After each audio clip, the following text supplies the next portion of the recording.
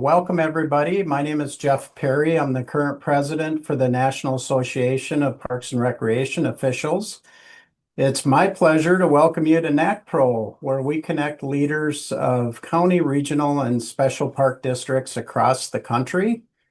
Since 1964, our members have come together to share ideas, strengthen the profession, and advance high-quality parks and recreation systems across the nation. Today, NACPRO represents about 274 professionals from 107 different agencies spanning across 32 states. We're also proud affiliates of the National Association of Counties and the National Recreation and Park Association to ensure that our voice of county and regional park systems is heard at the national level. Through peer networking, professional resources, advocacy, recognition programs, NACPRO helps park leaders stay connected, informed, and inspired. I would also like to extend a special welcome to one of NACPRO's most recent sponsors, Kaizen Labs, who will be leading our virtual summit today on innovative technology in the parks, recreation, and conservation arena. Thank you for being a part of NACPRO. It's a great organization and for joining us today for this very cutting edge, innovative learning session. And hope you all enjoy it and have a great experience. So with that said, I would like to turn it over to KJ with Kaizen. So KJ, welcome. Thank you so much, Chef. Really appreciate it. And before I jump into my session here, yeah, I also wanted to give a huge thank you to all the panelists and the folks on the screen here, especially the NACPRO team. So Kyla, Jeff, Brenda, and others not pictured as well, Beata as well, for all the hard work that went into putting this together. Very excited to nerd out on some of these topics. We've prepared some awesome sessions here. And maybe just to kick off with an introduction on my end, my name's KJ. I'm one of the co-founders of Kaizen. Uh, in short, we're a bunch of technologists and engineering and design nerds that love to build beautiful technology for outdoor recreation.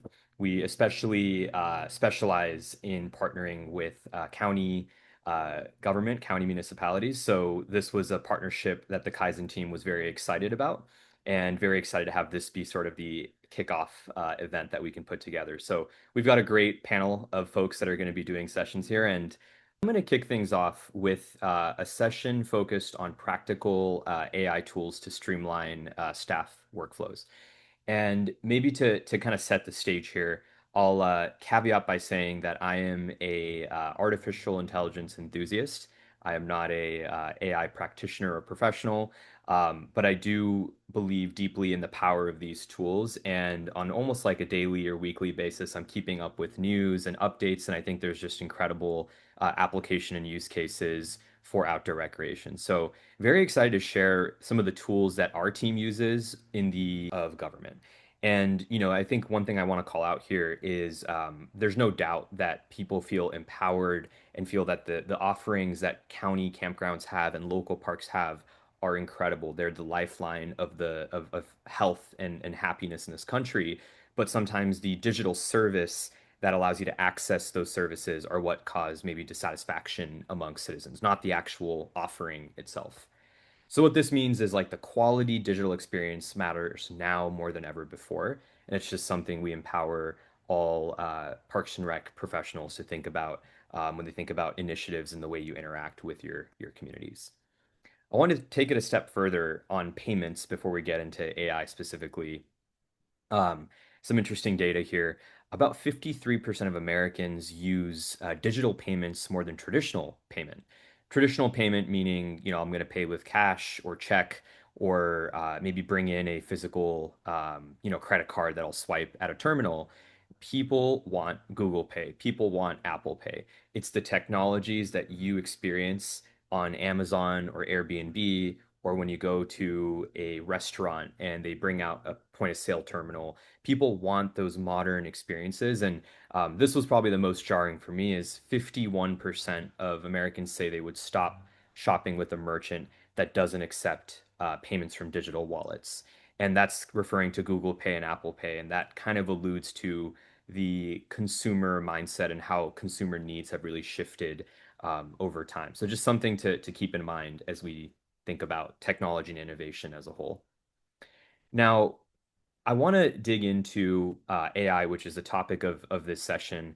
And before we do that, I think it's helpful to think about some common goals that you can consider when thinking about adopting some kind of AI solution to streamline some workflows. Here are just some sample goals. I would encourage you and guests in the audience right now to think about if there's a goal here that especially resonates with you. Maybe it is mobile friendliness, as I was mentioning before.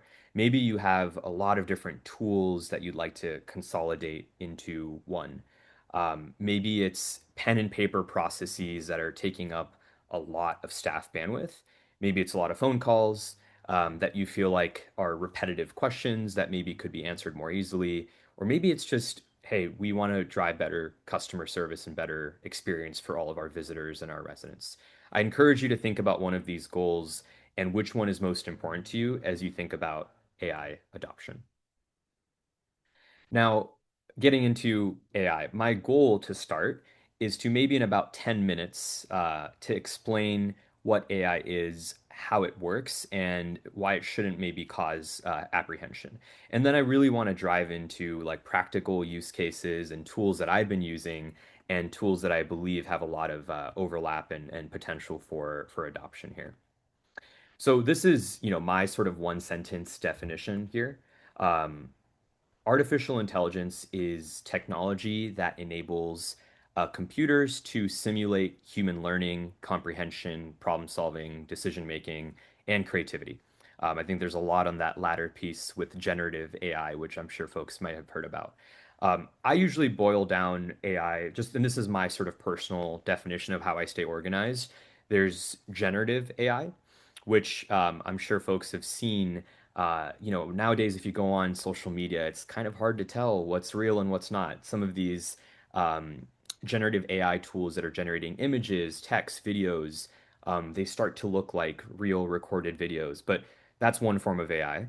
Generative AI is sort of being able to create new content. There's conversational AI, which from a business perspective is how do you enhance a business interaction, whether that's a chatbot or a phone assistant. It's an AI generated agent that allows you to kind of navigate a phone tree. And then there's also predictive AI, which can help anticipate future outcomes. I think there's a lot of interesting use cases in the automotive industry and healthcare industry with things like predictive AI. So this is sort of, to me, my one-liner of how I think about artificial intelligence. Now, I've listed a couple tools here that I think are just commonplace in terms of popular tools that you may have heard about, tools that I personally use as well. And I've organized them into some of these buckets that I had mentioned about. I would say the ones that are most popular and commonly talked about are usually Claude, which is owned by it is run by a company called Anthropic, ChatGPT, which is OpenAI, Grok, and then Perplexity. Happy to nerd out on sort of which one's the best of these and what are the different use cases. There's a lot of different um, pros and cons of each one. And then generative AI, I think Nikki is going to probably dig into some of the incredible use cases during her session for marketing. But whether it's Canva, Adobe Firefly, Google AI Studio, or Sora, which is specifically known for photos and video content, um, there is a um, alphabet soup of tools that are emerging, and I think it's important to be aware of the tools, but also understand that this is just sort of the tip of the iceberg of what's to come with these technologies. I'm going to now dig into sort of like a definitional idea of like how do we think about AI. And there's also a couple kind of concepts that I would start with, which are features and weights. And AI is sort of a linear combination that takes features and respective weights and probabilities. And I'll talk about how these three things sort of come together. But the first thing to think about is a feature, which is expressed as a independent variable to describe an object. And then you have a weight, which is of that feature, how important is that feature when you think about the object? And I'll get a little, I know this is very abstract and we'll get very specific in the next slide here. And then the probability. How important is the feature and the weight as you think about the linear combination? So now, digging in a little bit deeper, features are the variables that are good predictors of the object that you might be feeding into ChatGPT, for example. Let's think about a car to start. The feature could be the weight, the size, the color for the car. It could be the make, the model, the year for the car. These are good predictors of helping you identify maybe what kind of car am I talking about. And then the weights. What is the relative importance of each of those features? So for a car, it might be the weight and the size matter a lot more for a car, or maybe the make and the model matter a lot to identify what actual object you're referring to. So then you can plot the attributes against different weightage of those attributes. Now, I'm gonna, in the use case of outdoor recreation, let's actually think about IDs and ID verification. I know residency verification is a very popular topic in a popular, not topic, but just a very important workflow and need is how do you identify who's a resident, who isn't a resident, how do you do it at scale? Here are the attributes of an ID. You'll have a seal, you'll have the age, you'll have a signature, an expiration date, and the photos. And now what these AI models are doing is they're understanding the relative weight and importance of these things. The seal is really important to tell if an ID is real and valid. Maybe the signature, not as important, expiration date, very important, and then the photo can be maybe medium importance. Now, I'm happy to sort of pull up a sort of live chatbot and go through this, but I wanted to give you like an example of how AI is actually calculating and identifying which of these is real. And I gave it a very easy example because you see McLovin in the bottom left here. But essentially, if I were to feed a ChatGPT or Claude hundreds and thousands of IDs, it can be done at scale as well. But let's say we're trying to identify if there's an imposter here. Um, I send the IDs into the chatbot, and first I want to streamline the intake of the data set. So I prompted and I say, make me an Excel spreadsheet with all of the ID information sorted by first name, last name, state, and expiration date. As you can see on the left-hand side, it's done the analysis for me. It's sorted it into a user-friendly table. Now I ask it, do any of these IDs look invalid? And now notice that it's going one by one through the IDs.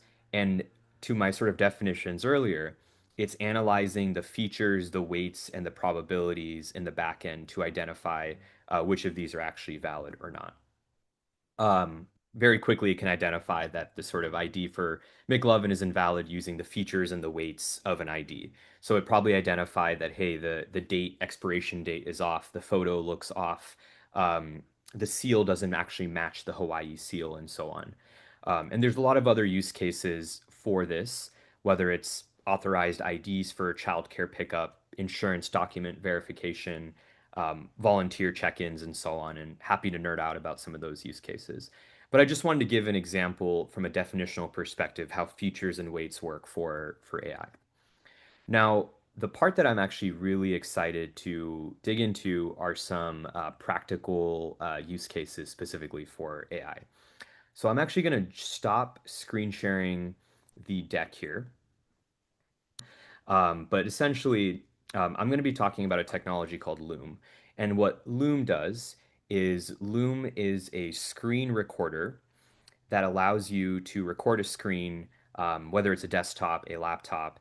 And I'm going to show some of the features that Loom has that makes it really easy to save time and streamline some workflows. And I'll share my screen here in just a second so I can let the technology do some of the talking. Give me just a second here. While you're queuing that up, KJ, I would just like to share with our participants that if you have any questions while we go through these sessions, you can go to the Q&A portion at the bottom of your screen, type in your questions, and we'll make sure that we get those addressed by our presenters throughout the day here.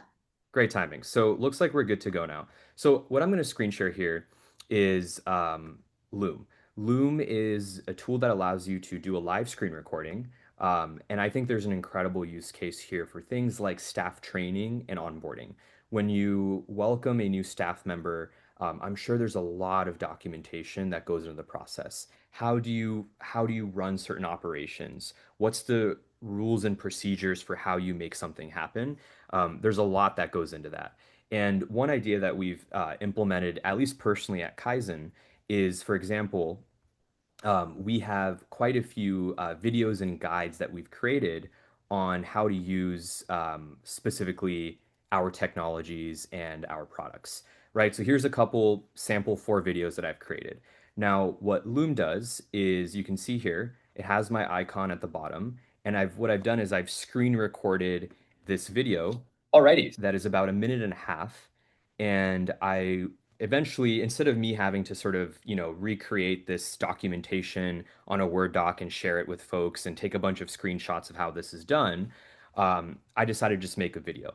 And the part that I wanted to show where AI can be very powerful is you can see here, once I've made this video, on the right-hand side, you see here it says powered by AI and make edits.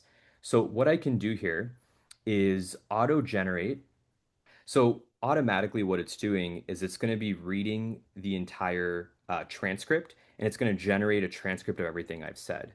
Now, I'll let this process in the background, but what it'll eventually do is generate a video guide for me and an entire screenshot with multiple screenshots and text, exactly a well formatted guide that I can then share with folks. So maybe the next thing that I wanted to talk about here was leveraging AI specifically for data analysis. And I will go ahead and open up a Claude workbook for this.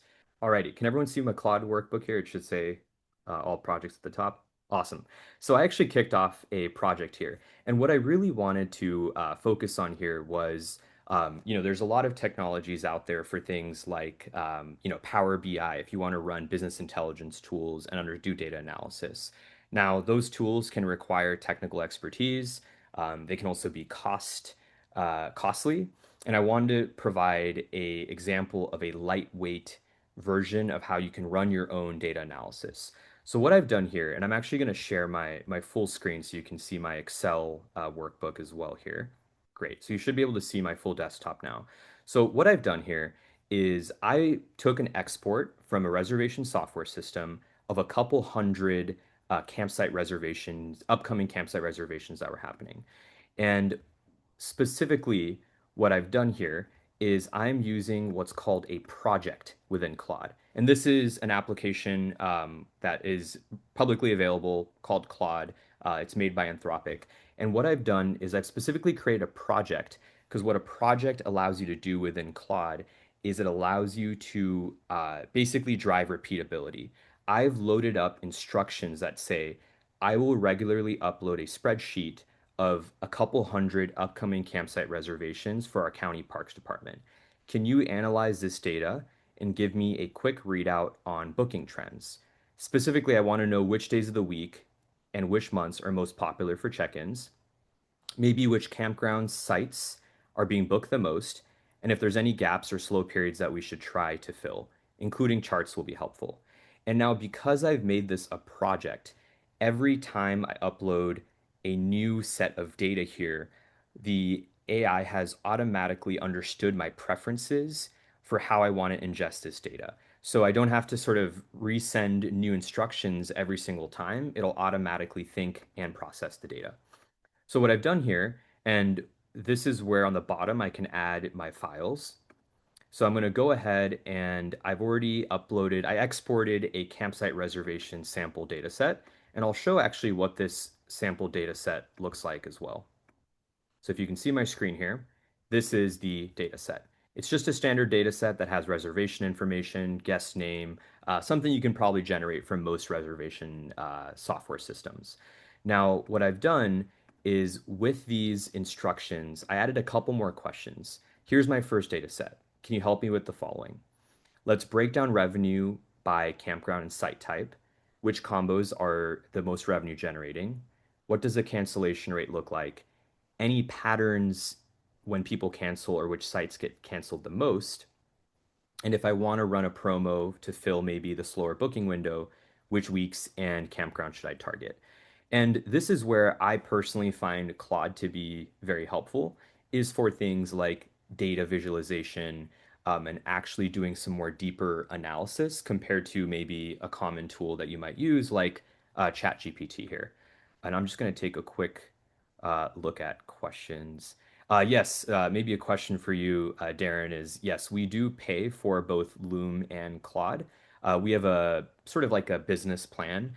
I do find that these tools are relatively cost effective. I don't have the exact amount, but in the ballpark of $10 to $20 per month per user. So relatively cost effective for teams, and you can get an enterprise package as well. Now, all I had to do was upload that export. And now automatically, this took about 3 to 4 minutes. I was able to generate these visualizations for revenue by campground and site type. Here's the big picture, total revenue across the data set. Meadow Creek is clearly generating the most amount of revenue. So then it dug in deeper. Within Meadow Creek, this is almost like if you've used a pivot table, it's basically generating a pivot table itself and running some of that analysis of within Meadow Creek, that's the clear revenue leader. And then it even is going to dig in deeper and understand the split between a volume driver and a value driver. So it tells you that, hey, cabins and group sites are your highest value site types. RV full hookup is the sweet spot. And then tent only is actually the lowest revenue contributor. And this is one by one, it's just giving me more information here. I also asked about cancellation analysis. So it's telling me that our overall cancellation rate is 12%. Another 32 are still pending. And it tells you some key takeaways from your cancellation policy as well. So within all the offerings, cabins have the worst cancellation rate, for example. Summit View had no cancellations at all.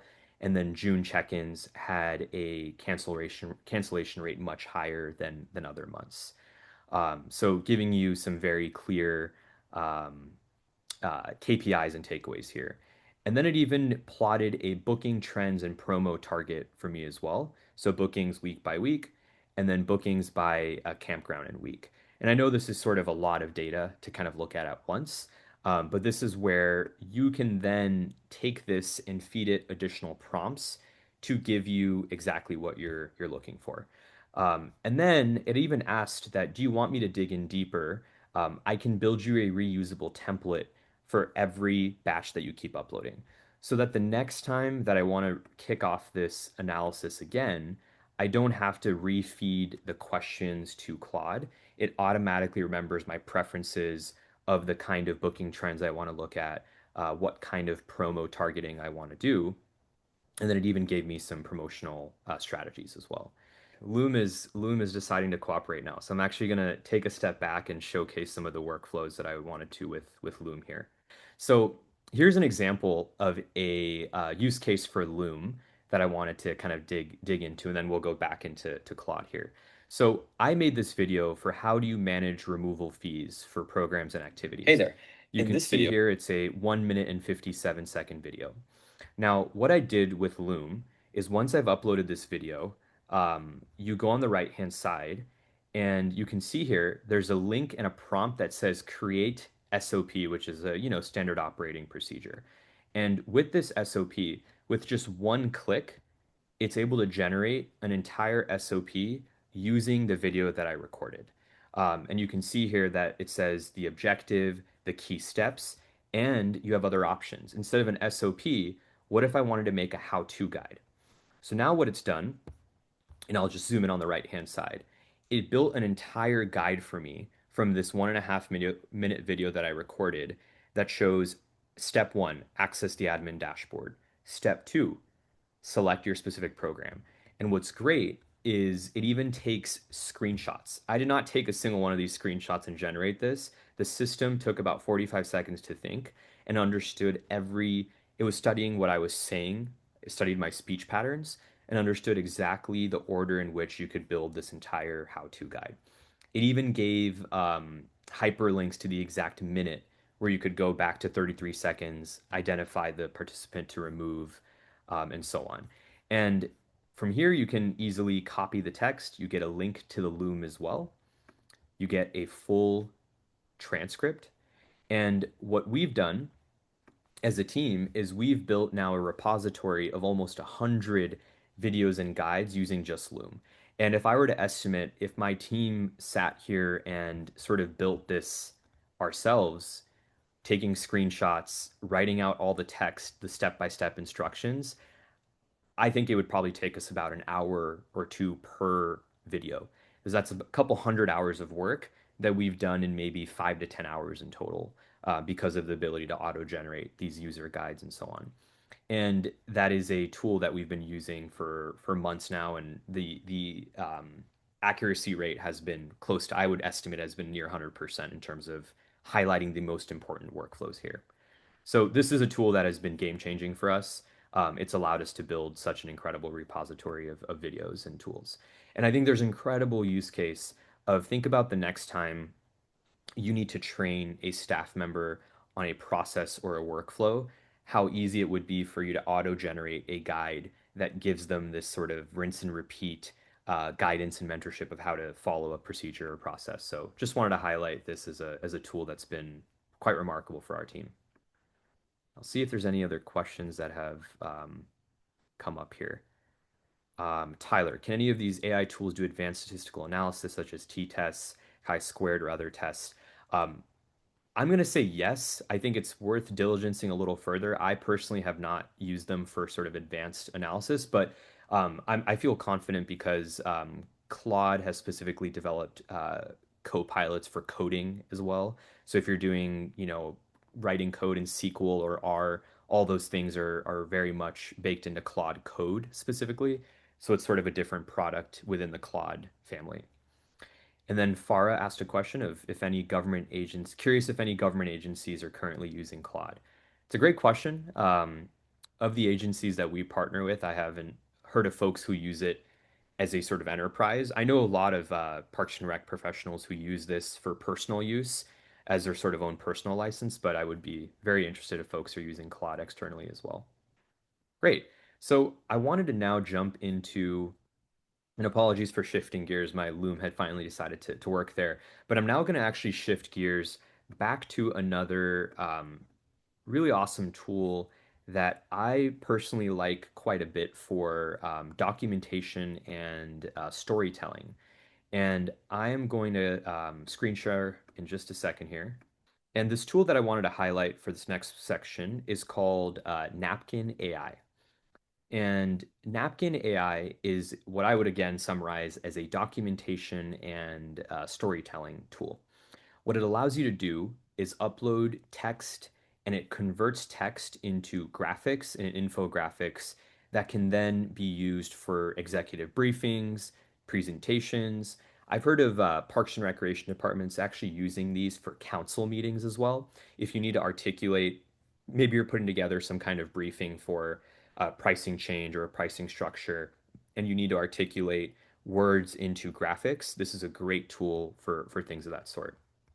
So I'm going to log in and show the team here how this works. And I'll actually go back to sharing my desktop so I can show you the full picture here. Great. So what I actually did, and this is sort of where I'm talking about now tools that are kind of interacting with each other and engaging, is I opened up Claude again, and I told Claude that I actually want to convert this into a asset that I can present to county commissioners. So I need this to be more graphic heavy. So please package this up into a Word document.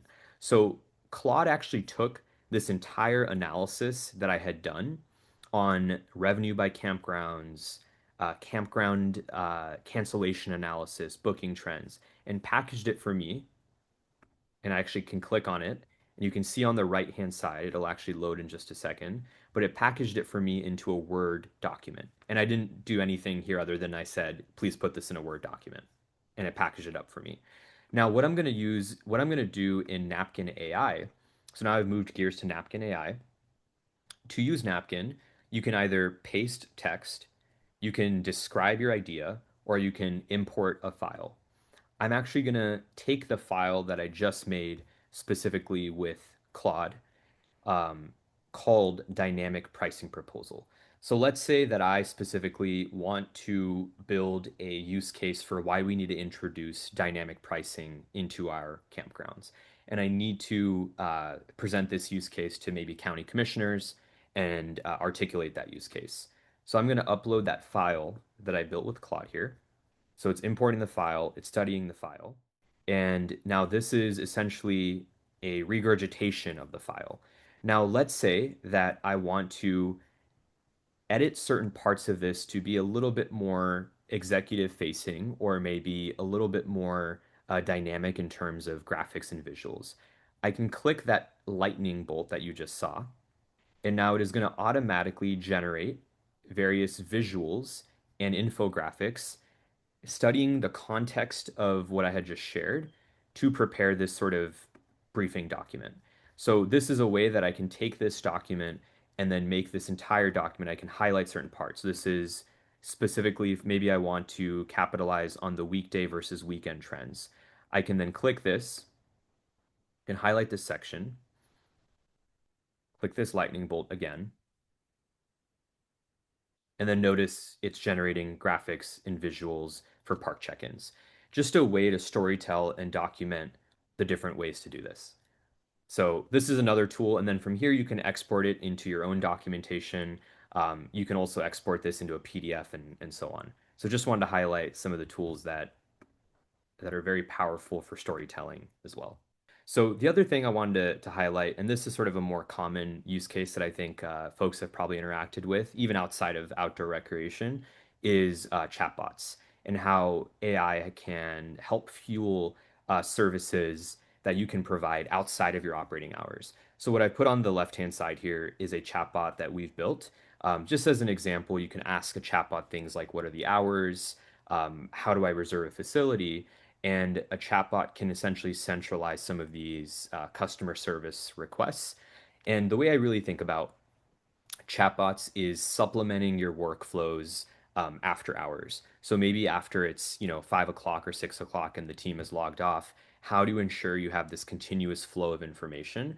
And these are all questions that get logged and stored in your administrative interface, and you can eventually parse through these questions and strengthen the responses to these questions as well. So there's a lot of external tools that do this. There's some software, recreation softwares that provide this as well. But this is just another tool that I would encourage folks to think about. So I wanted to show a use case that's just a hypothetical use case that I think actually has a lot of applications with field allocations. So a lot of parks and recreation departments have different rules and regulations for how fields are allocated to different groups. You may have a preference for nonprofits, preference for groups that maybe have residency within your county or your municipality, and thinking through the ways that AI can help speed up some of those processes.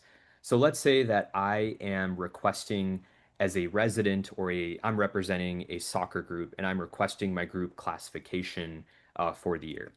You can generate your classification.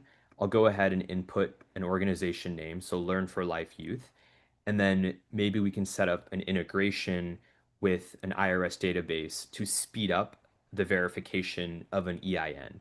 So we can study an existing database they have and confirm that, yes, this is a verified organization. Now, this is where AI can come into place.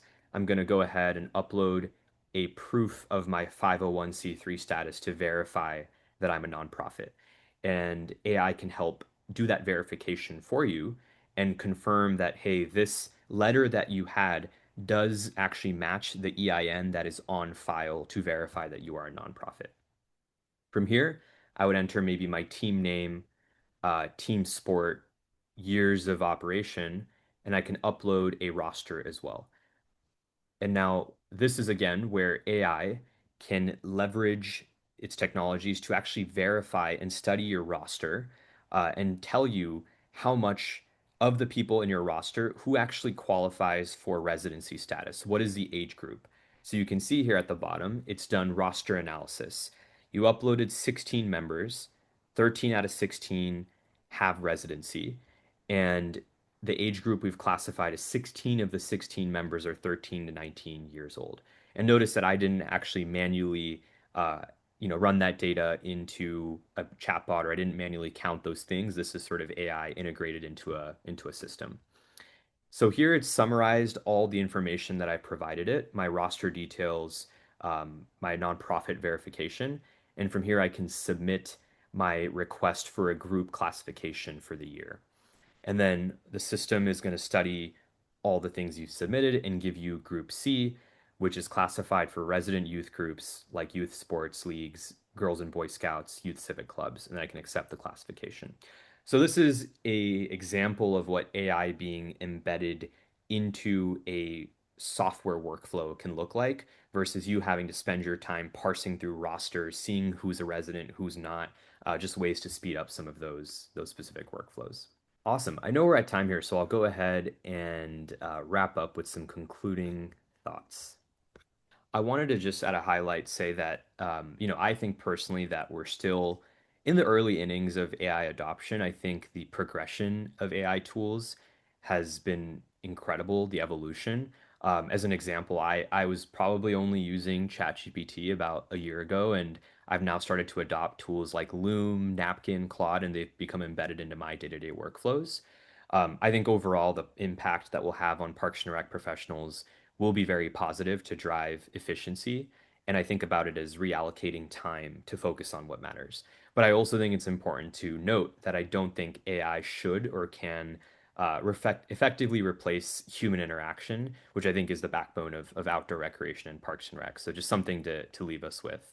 I'm happy to dig into some of the questions we received, and I've put up our website and email here if folks have any questions or want to nerd out further about AI. Thanks, Awesome. KJ. I will go ahead and read through some of these questions. Okay, the first question comes from Tyler Thompson, and he asks, can any of these AI tools do advanced statistical analysis such as t-tests, chi-squared, or any other tests of statistical significance? Yeah, it was a great question. I think I very briefly covered this earlier.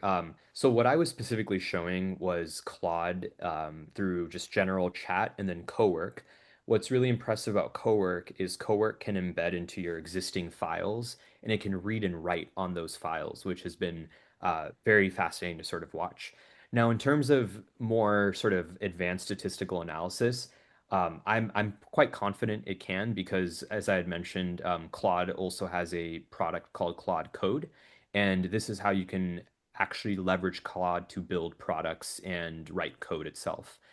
So whether it's SQL, R, some of these other analyses you mentioned, I'm very confident that Claude would be able to do some of these things. I recommend using a project though, as I showed earlier, because you can then store your data in one place and have the project sort of spit out the same results each time. Question here from Lisa Gorgian. You shared an assortment of tools, examples, Claude, Loom, Napkin, with varying capabilities and outputs. In a world of infinite resources, how does an agency decide on which tool is best, given that all have individual license costs? It's a fantastic question. My suggestion, this is sort of how we do things internally, is I think every tool needs a champion, someone who really believes in the tool and is going to spend at least I would really time box it, give each individual maybe a week or two to like deeply diligence the tool and come up with some kind of framework as to what determines success for this tool or not. And then I highly recommend having that individual sort of provide a presentation or thoughts on why this tool is worth investing or not. Because I completely agree, given that there's an alphabet soup of tools, it can get hard to digest. And I think one thing that happens very quickly is you sign up for 8 to 10 tools and they sort of become stale on the shelf. So I really encourage doing like a time boxed experiment, which kind of what we do is like, hey, we've discovered this new tool. Give yourself a week or two to really pilot it, treat it as a pilot, determine what success looks like, and then you can make the decision of if it's like worthy investment or not. But I totally agree it's important to be measured. Many agencies are coming out with rules or guidelines and want to make sure that protected information doesn't get leaked through an open source. If your agency has guidelines, make sure you're paying attention to those and make sure that you pursue use of some of these tools within those parameters so you don't get yourself into trouble.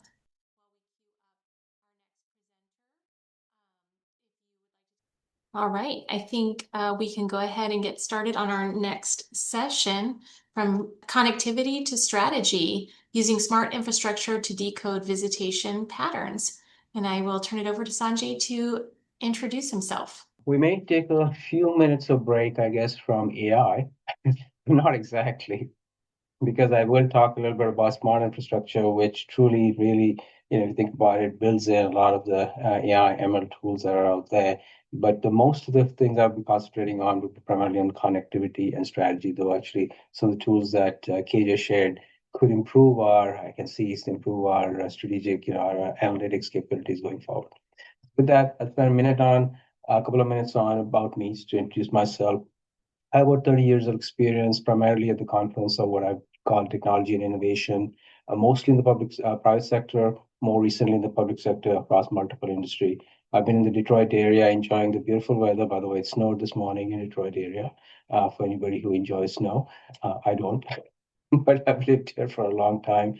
Most of that time I've spent in smart connected mobility and transportation. I'm currently serving as the CIO of Chief of IT at Huron Clinton Metro Parks. Prior to that, have had various roles, as I mentioned, primarily in the smart connected mobility transportation role and as the Chief Technology Officer of a few companies. The biggest thing that I really enjoy and passionate about is, as also I mentioned, the technology and innovation, bringing those two things together. How can technology look for and find transformative solutions in business and public sector to address many social and business challenges? And in my current job, looking at it also to make a difference in everyday lives of people. So that's kind of the focus area I've spent a lot of time on and enjoy doing that. So with that, I will spend a few minutes on introducing the Metro Parks. I don't know how many people are familiar with the Metro Parks. Um, the Huron Clinton Metro Parks is based in the greater Detroit area. We serve 5 counties. It was actually established in 1939 by the Michigan State Legislature. It is a special park district, so it's not necessarily a state park. It is not a county park. It is a set of 5 county park system. So the whole intent initially was to, and if you look at the map there, it rings the Detroit area around the Huron and Clinton rivers. So that's on the southern part this side is the Huron River, and up on top is the Clinton rivers. These 2 rivers, so all the parks are pretty much located around those rivers, ringing the Detroit area. We have got just under 25,000 acres of parks and natural areas, 14 parks. Up to now, it's been 13. This year, we actually had the 14th park in Detroit on the riverfront. And we have 200 full-time employees. And of course, that I'm sure other park systems will go through the same thing. During the summer season, it jumps quite a bit. So we get about 900 plus seasonal employees. So we can go up to about 1,000 to 1,200 during the busy season. And from a visitor perspective, we have just over 7 million visitors each year coming into the park. Our mission, just want to share because again, very similar to a lot of other, but it's very important to understand that we are here to serve the people of Southeast Michigan, all the people, all their lives. And we really do bring in those values that are mentioned here. Accessibility, equity are extremely important for us. So we've spent a lot of time, a lot of energy looking at how to make our metro parks accessible to the 5 county area, actually more than 5 counties, really more than 5 counties. Even though we're located in the 5 counties, it's about 7 to 8 counties that we serve overall, about 4.4 million people in that range. We also have, as mentioned, equity, but diversity of natural environment. That's something that's important to us also. And we also have a lot of work going on in terms of innovative programs and educational offerings and proactive community engagements that we provide. So from all of those perspectives, these values truly is something that we live on a day-to-day basis. What do our parks offer? As I mentioned, about 400 miles of hiking and biking trails, actually skiing also, cross-country skiing. We have 78 playgrounds, 10 interpretive nature centers, 3 mobile learning centers. We have 7 regulation golf courses, 5 premier disc golf courses. Interesting enough, before I came here, I didn't know how big disc golf is. And actually, we are going to be hosting the PDGA World Championship in August this year. So we actually have a professional tournament that we tend to host in one of our parks, which is a well-known from a worldwide perspective. We have 5 beaches, swimming pools, splash pads, aquatic centers, marinas, boating, kayaking, paddling, and I'm sure I missed quite a few, so I just added much more. So these are the kind of typical, let's say, suburban park system that tends to provide these services to in other states and counties. Very high level, our technology environment is going to lay that out as we get into more the technology conversation around connectivity. Our IT environment supports a peak of over, as I mentioned, about 1,000 employees. There are about 210, I'm sure it's low, but I think 210, 250 buildings that we have across the park system, 25,000 acres park forest and aquatic spaces. These park systems, this 14 parks are spread across about 35,000 square miles in 5 counties. Interesting, I was looking at some stats. The longest distance between the two farthest parks is about 90 miles. So going from one park to another for us can be quite a lot of work. But as we get into connectivity and other things, we'll start appreciating some of the things we have to deal with to be able to provide the connectivity that's necessary for us to provide the services that of course everybody's demanding and we expect to provide. Overall, our IT environment comprises of about 500 managed workstation tablets, 200 plus, I think probably much higher than that, but end user devices, printers, barcode scanners, credit card machines, etc. About 340 managed network devices. Of course, that's where we include the firewalls, switches, wireless access points, a whole lot of other things that we have. And we do have business applications, and that we've been able to consolidate into about 15 business applications. And that's where I'd say 14 out of those are all software as a service. So internet connectivity is again very important for us, hence the need for ubiquitous connectivity. Side of things. So with that, I want to just ask a question for the participant here. What is the biggest connectivity hurdle you are facing in your organization? Today's discussion, with that backdrop, I'll spend a few minutes, probably about 30 minutes remaining, on the connectivity challenge that we've been facing and all of us tend to face in suburban parks. I'll share our connectivity stack at this point, how we've spent time in pulling that kind of network connectivity together, and the blueprint that we created that we tend to use across the park system to provide a pretty high connectivity across the system, and how this connectivity then has enabled us through the use of applications and scanners and counters, some business insights that of course inform operational strategy. I will not be able to go too much into the actual operational strategy informing that has happened, but certainly I'll talk about some of the business insights. So how you can pretty much glean from there how that's impacting us from our strategic planning. I'd be interested to see what you're thinking. Is it the dense forest canopy cover that you're seeing? Are there large bodies of water? Do you have trailhead issues? Is it topography issues? Power? We tend to have that. Is it power is your issue? Or maybe just budget or something else. It'd be very interesting to see what are some of your key connectivity hurdles in your organization as we have these conversations. While Lindsay is pulling that up, I will just remind our participants that they can also post questions in the Q&A area, and we'll make sure that we get those answers to you as your questions come up. And we'll come back. I'll move into what some of the challenges we have been seeing. So in a typical suburban park system, we find that, of course, the climate, visitors and modern systems tend to expect ubiquitous connectivity. Goes without saying.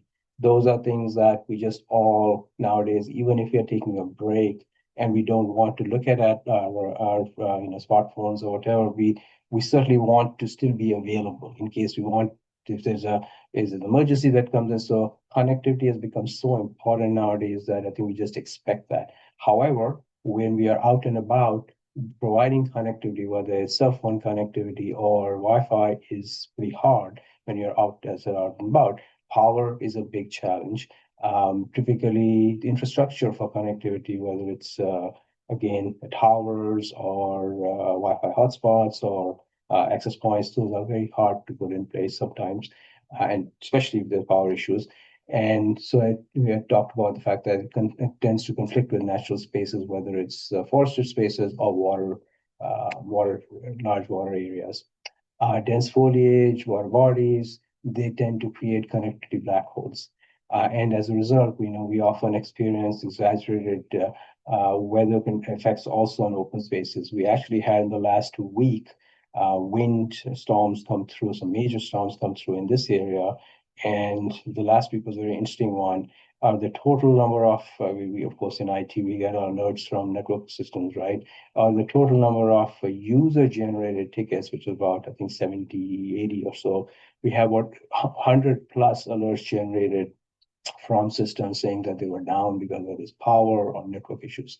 So those were some of the things that we see whenever there's a major weather event that happens, it tends to cause lots of problems. So our challenge in a nutshell with all of that is to establish reliable, ubiquitous connectivity to enable consistent services to our visitors. And of course, not just to the visitors, but also to be able to enable real-time operations. And those operations and data and insight is also important because that, as I mentioned, all our systems are software as a service systems. So they tend to all require connectivity from wherever they are being accessed. So that tends to be one of the biggest challenge that we face in our system in terms of being able to provide the connectivity for everyone. So that begs the question, what's the best way to create that? And we've been working on this for quite a few years. I won't say we're there because this is a journey more so than anything else. And with new technologies and new options coming up and new ways of doing things, there's always areas of improvement. Now with some of the learning systems and AI systems coming in, even there are better options that are starting to appear in the network arena too, not just in the discussions that we just went through. So going from top to bottom, this connectivity stack that we've created, up on top is of course, all the users. So we got the desktops, the laptops, the phones, the tablets, the cell phones. All of those are the ways to access the data, the information, the systems that we have in place, and our visitors do the same thing. They all connect through to a large extent to the edge devices. Those edge devices are access points, are switches. If they're desktop, they'll connect directly to the switches. If they are Wi-Fi, then they'll connect to access point. That connects to switches, which then connects to our backbone. The backbone consists of the core switches and point-to-point bridges. Interestingly, the reason I point out here, and you may or may not see point-to-point bridges, wireless bridges come up in other places, we use that quite a bit because we find that they are sometimes the best way for us to provide connectivity from point A to point B without having to actually lay a physical line. So one of the classic examples is we have a lake. On one side, we have a beach. We have a boat launch on the other side, boat rental on the other side, and then we have another beach on the third, up across there. We have line of sight across the lake, so we are able to put a point-to-point bridge where we do have a fiber current drop that's coming into the location, and then extend the network over to the boat launch, and from there extend the network over to the third location, which is our second beach. And that allows us to really extend our network from point A to point B without having to always rely on an actual fiber line, which tends to be expensive and sometimes very difficult to put in place. So a combination of core switches and point-to-point bridges is how we tend to create our backbone. And then, of course, at the boundary, we have our firewalls. We have at every one of our locations that's coming in, we have a firewall. So empty number of firewalls, about numbers here.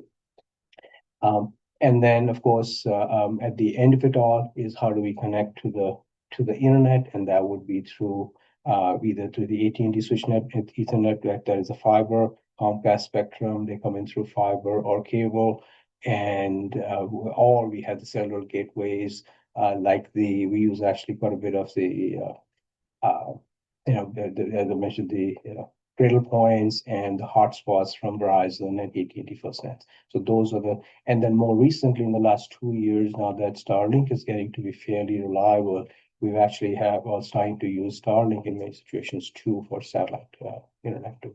So that's kind of in a nutshell, it lists out the various components of our connectivity stack that allows us to build out our network. So putting it all together then is our network blueprint. And as much of it I already touched on, what we do is for every site that we have connectivity, we provide a primary high-speed fiber, whether it's largely it's AT&T, but sometimes AT&T is not available, so we actually have primary as a cable or a fiber through a different provider. Comcast or sometimes Spectrum. Then we have redundancy with a secondary fiber. If secondary fiber is not available, we go to a wireless or satellite as a redundant option. So every location has a primary and secondary connectivity coming in. We have standardized configuration across the network. So anywhere in our system you go in any location, you'll have the standard number of access points, or I should say the VLANs. So if you're a guest, you'll have a guest network. If you have staff, is a staff network. If it's PCs connecting, and they'll have another network. So all those networks are clearly defined. The public staff, HCMA, those access points, as well as the core network, VLAN is already defined there, and that's available everywhere and anywhere within the system. We have our firewalls and core switches are fully supported. So we just actually went through a whole exercise in the last 2 years to upgrade all of the firewalls and switches and access points to the most current versions, and they are also all centrally managed and monitored. So as a result, we have a well-managed, if there's a problem, we can determine that sitting from our head office, and then of course we have to go there to fix it, but at least be able to do a lot of troubleshooting from one location without always having to go to various parts of our organization. So that gives you an idea of how we went about creating, looking at the challenges and then going through creating a stack and then of course a blueprint for this. This is the blueprint we use pretty much in every location of the park. Okay, so my next section that I'll cover is having established the connectivity challenges and how we are tackling those challenges. I want to move to the next step, which is using that connectivity. How do we go to the step of enabling data collection, and how does connectivity enable data collection? And then how are we able to then, of course, using that data to get some insights from that? What I did was I tried with an example. So Kensington Metro Park is one of our largest metro parks, just under 5,000 acres. It has 8 entrance booths. And by the way, we do have entrance booths, and there's a picture of the entrance booths. And it has 40 buildings approximately in that park. So it's a pretty large park. You can see in the picture.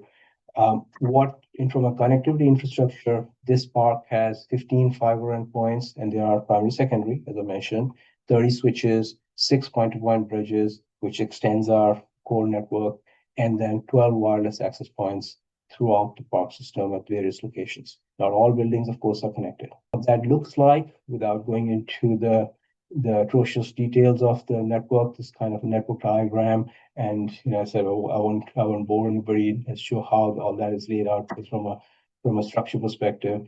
But that's what it's enabling it's providing connectivity to 8 toll booths, which is our entrance booths, and 16 buildings. As I mentioned, not all buildings need to be connected because they are not the places where either we are doing point of sales or where employees are connecting with their desktops or laptops. We do have 24 point of sales workstations at various locations, 8 pass scanners, and we'll talk about the scanners because that's how we do our data collection in terms of entrance data collection. We have various workstations that are enabled. 45 are the full-time employees in this park, but then there are employees coming in from the head office, there are employees coming in from anywhere else. So they're all enabled through this network.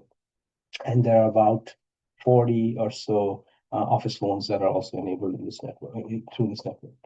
We do have, in addition, 7 vehicle counters and 1 trail counter. And that's again another piece of the puzzle that we use to get an understanding of how visitors and public is coming into the park and how they are utilizing the park. And that's where that's the information that we use to get some more insights about the usage in the park and be able to then optimize the various resources that we have in the park. And I did highlight I guess italicize that because the fact that I'd say these are not fully connected at this point. Some of these are more the old-fashioned counters where people read the numbers off of them, but that's one of the big improvements you're looking at. You're actually looking to make them connected and through Wi-Fi or long-range wireless, and then be able to get all this information on a much more granular format and into us in the back end. So here is an idea of how the toll booths take the, basically use the scanners and counters. Scanners and counters are our key method for getting the information around how, as I mentioned, the public is utilizing the parks, and that gives us an insight as to where they are, not necessarily where they are going, but at what times they are using it and at what events they are coming in for, etc. So it gives us a much more granular idea of how to optimize and what kind of events are valuable to the public. Scanners capture every annual pass that enters the parks, and that's also recorded in our point of sale software. So scanners are connected to the point of sale software, and as a result, anytime any car comes in, we scan and are able to see who came in, and that's recorded by time. We also have the point of sale software that records the daily passes. So we have the concept of an annual pass and a daily pass. Each daily and annual pass is then linked to the visitor zip code. We don't necessarily ask visitors for their more information than their zip code, address and all. Certainly, if they are online, coming in through the online system in terms of having registered for some events, then they may be providing that. But typically, we don't ask any more information than that because we found that visitors sometimes are pretty sensitive to about providing more information about their addresses and also zip code is the information we are looking for. Counters also count the number of vehicles that enter the parks and also certain parking lots. But again, that gives us an idea as to not just the folks who are coming in the pass during the time when we have somebody at the toll booth, but also people are coming in after hours. So that again gives a good smattering of what kind of use we are getting from the parks. Analytics on counts and scans then is used to provide insights. On the slide here, this is the typical counter that we use. Scanner that we use to scan the barcodes on the passes. And this is a picture of the counters that we have that are used as the parking lots and in some situation at the entrance as well. So this entrance actually has more of a roadside embedded road counter.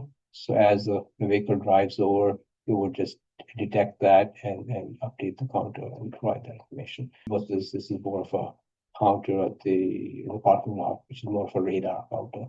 We, by the way, also worth pointing out, do not use any camera systems within the park because the sensitivity we will have towards being recorded and all. So we want our parks to be accessible and our public to feel safe in the park and not feel like they're being watched. What kind of insights do we get? So this, again, I didn't want to provide a whole slew of information here, but gives you a little bit of an idea as to what information we are able to, what analytics we be able to do. Every October, we actually present a visitation report to our board that includes quite a few slides on how various slicing and dicing on this type of data. But in a nutshell, we can get insights on which zip codes are showing year-over-year increases visitations across the system and per park. Here is, for example, this is the highest annual pass scan increases by zip code. Here's the decreases by zip code. So it gives us an idea where we are seeing increases and decreases of visitation across the system and per park. So this is across, but we can also get per park information. How well are marketing efforts reaching the public?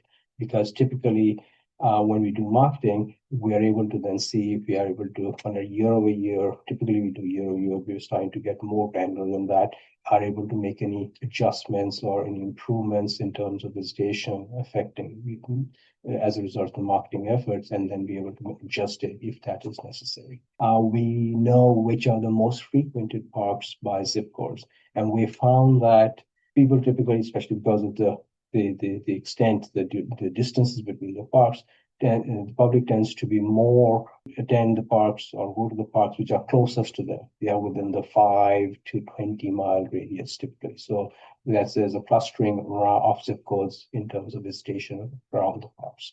So that's an interesting thing, and we've been noticing that, and we've been, of course, tracking that. We have programs now as part of our marketing efforts to encourage the public to go to other parks. We are able to see busiest time and days for each park. That allows us to affect the staffing plans by day and times. We can establish correlation between events and visitation. That again allows us to do some staffing plans by events. And then, of course, more on this, we also are able to create maps that allows us to show, again, by zip code, where things are and how things are changing and affecting. What's interesting also is that, as you can see the trend here, this is the Stony Creek Metro Park visitation from the last 3 years, and it's pretty consistent. In the winter months, we see less number of people visiting, and in the summer months, which tends to be typically around between Labor Day to Memorial Day to Labor Day, which is your May to August, September timeframe, that's when we see the most visitation. September, October are the shoulder when people go in more for various events, the fall events and others you see an increase at that time too. But winter is where we tend to see the least amount of usage, especially in the cold winters like the one we just had.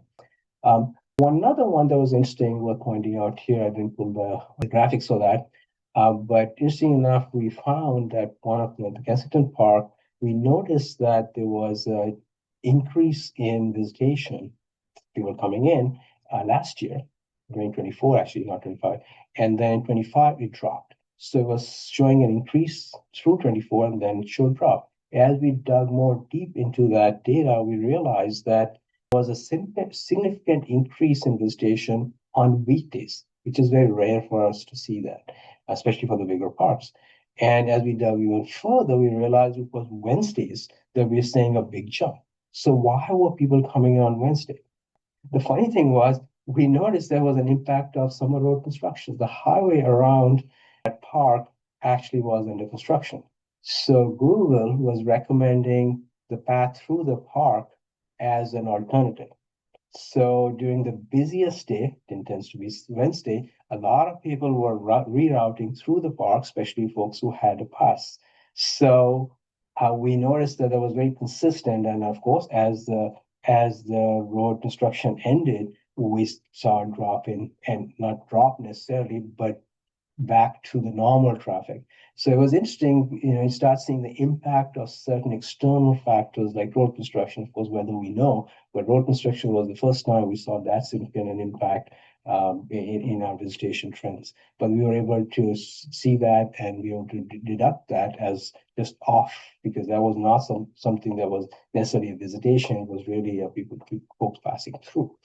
Those are the kind of insights we get, along with of course being able to adjust our programming and other events.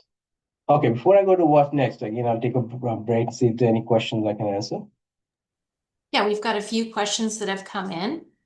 So the first one was around connectivity. So what about for an island with only a Fortinet as an internet system without any way to get access to the other side? Typically, in a situation like that, we would put one of those bridges. So if you're going to if there was an island where we cannot get an actual physical fiber in there, we put a bridge from across the island into that, and then be able to provide connectivity within that. And we find that bridges give us pretty good, this is a wireless bridge, right? They give us very good coverage and good speeds. not much of an issue with that. So that's how we've been able to do that. Now, additional things we continue to look for, as I mentioned, is also the satellite. Even the wireless doesn't come through. Wireless as in if the AT&T or Verizon or T-Mobile don't have coverage, which does happen in so many situations, especially when we're talking about an island in the middle of a lake. Those are situations when we use a wireless bridge to do that, and or satellite. Thank you. I actually have two questions asking what type of vehicle or brand of vehicle counters do you use? That's a good one.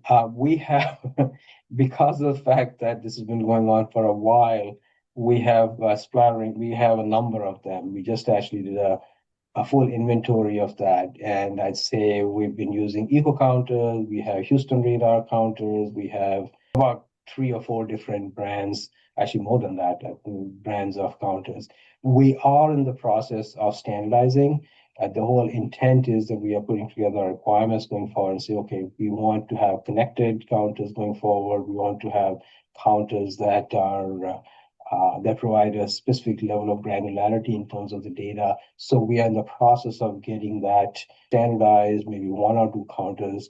My suspicion is that once we get it all done, we might be probably around the Houston radar or eco counter type of counters, which are which are more easier to manage and also well connected. And once we have that, that's when we start an effort to replace the current counters with those new counters. But right now we have way too many counters. Awesome. Another counter related question. Do you use visitor counts on site to supplement or complement the scanners and physical counters? For example, research with universities. We don't, as far as I know, have any research with universities. We do use event level visitation counts, and also our interpretive uses that not just events when we have large, say, the orchestra or something is playing, we can certainly get a count of how many people came in during that time. Or of course, our largest event happens to be the fireworks. So we do get that kind of counting at the events. But then of course, if there are specific events that are going on at the nature center, farm center, we do get counts of that. So that allows us to do some additional correlation of the counting in addition to the entrance counts. Awesome. Last question for now. Does everybody need to have an annual pass to enter the parks, or can they pay for a one-time visit? That's the daily pass, yes. So That's there's a daily daily pass and annual pass. And the daily pass is not just a one-time visit into the one park. We allow a daily pass for all parks for the day. So it's either an annual pass or a daily pass. All right. That is all the questions for now, Sanjay. And we're at probably about a 5-minute mark before our next break. That's perfect. And I have probably 5 or less minutes. So in summary, as we talked about, we started with the connectivity backbone, which we feel for something like a suburban park system is extremely important before we can start providing many of the services that we're looking at, not just the accounting and the various other things, related to accounting, but also just the basic point of sale services that we need to provide. So connectivity needs to be there, and that's an extremely important component of it. From there, we can do the data collection. So once we have connectivity with the right tools in place, the data collection can be done. And from there, we can do the analytics. Of course, as was pointed out by KJ, there are much better analytics tools out there. We, of course, right now we're using Power BI.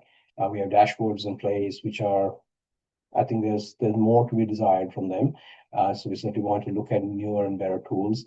And then once we get those insights, they tend to inform our operations and strategy. And so they're both operational aspects to it and strategic aspects to it that are informed by those insights, which then, of course, tend to help improve our connectivity backbone because we can get funding to improve various locations. One of the initiatives, for example, we have, as I mentioned, is to have more connectivity at more locations. So we're starting to look at that as and we have been looking at that, but even more so now. And of course, more improved connectivity too. So what's the journey ahead? So as I mentioned, it's not all done. This is truly a journey for us. We have we have made progress in the last 2, 3 years. That's what I've been here. There was a lot of work that was done prior to my arrival about 3 years back. But I think there's a long way we can go, especially with some of the newer tools that are coming up and newer smarter tools that are coming up. My experience has all been around smart connected IoT devices. So to me, it's like we can bring in a lot more of those devices and do better in terms of all the data collection and analytics that we need to do without being too intrusive. And that's the thing we have to balance. We don't want this to be intrusive to the point of be a problem for our visitors and the public. So we are exploring solar options, we are exploring low power options, we are exploring long range. LoRaWAN is one of them, long range wireless connectivity options. There are counting solutions that are based on you can power them with solar. They are also low power. So those kind of options are starting to emerge, and we're starting to look at that. We have proof concepts going on in a couple of those items right now and expanding fast. We expect to design and construct additional ubiquity and resilience in our connectivity because, again, there's more that can be done with that. We are looking to implement more smart connected scanners and counters, and we just standardizing them for sure, and then figuring out which other ones we want to go with so we can truly build a solid, not just a understanding and capability, but also underlying infrastructure in terms of being able to collect the right information and do something with that data, which brings us to creating real-time data streams, which I feel like we are not completely there. We are good, but not all the way to near real time, and be able to go to near real-time data analytics and be able to then also build just-in-time business dashboards. Right now, business dashboards are absolutely being looked at annually, and now it's starting to move more frequently. I think we're moving to more monthly. But I'd like to get to a day when the parks operation, our superintendents, our COO comes in, and the first thing he or she does is open up the screen and say, how did my previous day go? And be able to adjust based on that. So that truly is a vision that we have going forward. So those are all some of the things that I think we can do better, and we intend to do better, and we are on a path to do better. With that, appreciate your time. Thanks so much, Sanjay. We do have one or two questions. I think just one more that has come in. Do you provide broadband access to park visitors, or is the infrastructure just for park staff? We do provide it to visitors too. We actually have a Wi-Fi available for that. So that's the public. So it's actually ACMA-public. And if you log in, you can have public access. I'm going to build on that just because that's somebody from my agency that asked that question, and we're looking at how we can better provide access to our customers. Do you use a third-party company to charge those customers for that access, or do you manage that connectivity yourselves? It is managed by us. So all the access points that we have, they basically have multiple VLANs, which is the virtual LANs. That at least three, actually a little bit more than that, but let's say three. One for own devices, second is for staff, and typically those are for staff-owned devices which are not HCMA managed, and then the third would be public. So we provide three hotspots, if you want to call it, out of all those access points. We do not charge for that; it's free. Basically, the scanning is how you get your visitation trends. Everything is scanned and reportable, so that's important data to have. That's absolutely true. Yes. Without that, we'd be flying in the dark, which used to happen quite a bit. I understand about a decade back. My contact information is here listed on the screens, so feel free to reach out if there's any other questions that come up that I can answer. Thank you. You so much, Sanjay. Appreciate it. Our next speaker, Nikki Farrell, to talk about integrating AI into modern marketing strategy. My name is Nikki Farrell, and I don't work at a park right now, but I did before. I currently work at Miami University, the first Miami University. It was a school before Florida was a state, as Associate Director of Online Enrollment Marketing and Communications. Before that, though, I worked at Great Parks of Hamilton County with a couple folks out there on the call. I was a social media strategist during COVID. It was a really interesting time for that job. And then before that, I was a journalist for 10 years. So I've had worn a lot of different hats. In my position now, I created and I chair the AI steering committee within the marketing division at my university. I'm also working on a master's degree that focuses on AI and marketing, specifically workplace adoption and ethical use. So very interested in the topic and love the parks. As you can see that my photo is a four-leaved trillium that I took a photo of, I found. Still love going on wildflower hunts in the spring, even though I don't get paid for them anymore. So a lot of folks like to say that AI is your magical personal assistant, right? And even some people even say your intern, but we don't like to say that at the universities. So I like to say AI is like your brand new unpotty trained puppy. This is my not so new and now potty trained puppy, Mona, who when we just got her, she's so cute. So I wanted to figure out a way to get this metaphor into my presentation, so I asked AI. And it gave me some pretty good reasons how AI is like a brand new unpotty trained puppy. But as always, with the response that it gave me, I'm going to go through, review it, edit it a little bit. Learning curve isn't quite accurate. I mean, training, why wouldn't you say training? Training a puppy, training a GPT, right? Consistency and human supervision as opposed to just guidance, it's too broad. I'm deleting until they're trained to become more reliable. They can behave unpredictably all the time their entire lives. So taking that off, I'm adding bias in here. I'm moving some things around. And then so this is my list of ways that AI and the unpotty trained puppy are alike. They both require training. Like I said, with a puppy, obviously you need to train it so it doesn't go to the bathroom on the kitchen floor. With AI, you cannot give it the board report to do, or it will also do number one on the kitchen floor. They both need human supervision all the time. You do not take your eyes off that unpotty trained puppy, or you will have a mess. Same with AI. They thrive with consistency and clarity, clear directions. They're both biased. I don't know how your dogs feel about the mailman. Mine definitely has a bone to pick with my mailman, and he's never been mean to him a day in his life.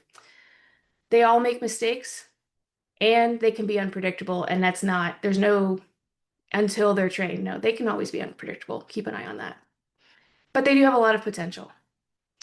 So soon after ChatGPT started letting you generate images, I asked it to generate an image of my other dog, Ralphie. I told ChatGPT that Ralphie is part giraffe. That's how we describe him. I said, I wonder what ChatGPT is going to generate from that description. This is not a dog. Obviously, it does not get nuances. It doesn't understand the joke. It gave me an actual giraffe dog. So I said, okay, let's be more specific. He's shaped more like a giraffe, like you can see. I mean, this guy doesn't have a long neck or anything. Also, he doesn't have horns. So try again. The face is really close and maybe the body shape, but obviously it's still a giraffe and it still has horns. It's just not listening. It even says shaped more like a giraffe and without horns. I kept trying. It gave me this. It gave me some other really creepy photos. I said it has longer hair and it gave me this. Really weird. So I said, okay, let's get really, really literal. This is my dog's genetic makeup. Can you generate an image that is a dog with this genetic makeup? And this is what it gave me. Still not quite there, right? I mean, there's a face in the dog's leg. There's a second, I never noticed that. There's another face in there. So obviously, we can't trust ChatGPT with nuance. We can't trust it with complicated things. We can't trust it with final decisions. It needs a lot of help. Here is a picture of my actual giraffe dog. And as you can see why we say he's part giraffe next to my husband, who's 6 feet tall. Beautiful boy. Anyway, so how do marketers use AI? This was a survey from 2023. As you guys might remember, ChatGPT was open to the public in like November of 2022. In 2023, months later, 87% of marketers had tried AI in their job. That was from the conference Morgan Ragged.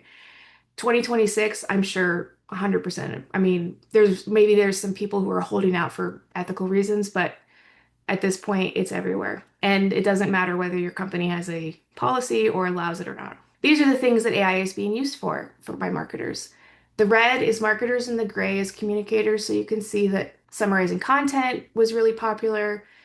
doing the legwork or brainstorming, producing content. Research shouldn't be that high. I don't agree with that, but apparently people are using it for research, or were when this survey was taken. They're using it for a lot of different things, but the bottom line is they want to save time.